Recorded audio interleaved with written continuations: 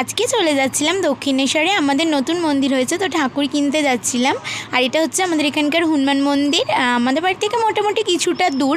আমি আর আমার ভাইপো পাশাপাশি বসেছিলাম, আর আমার দিদি আর বড় মা সামনে বসেছিল। আর তোমাদের সাথে কথা বলতে বলতে দক্ষিণেশ্বরে পৌঁছে গেছি। দাঁড়াও মন্দিরটা দেখাই। বাসটা এতটাই স্পিডে যাচ্ছিল যে মন্দিরটা ভালো করে তুলতে পারিনি। আর তোমরা আমার ভিডিও দেখছো কিন্তু লাইক করছো না, লাইক করো অবশ্যই।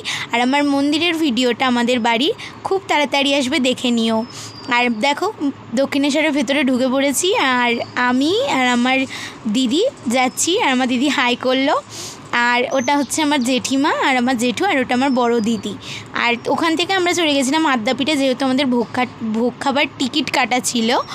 আমার বড় মারা সামনে যাচ্ছিল, আর ভোগ খেতে বসে পড়েছি। পাতে পড়ে গেছে গরম গরম কুমড়ো বড়া আর জল, আর পোলাও পড়ে গেছে পাতে, আর খিচুড়ি আর একটা তরকারি ছিল, যেটা আমি তরকারিটা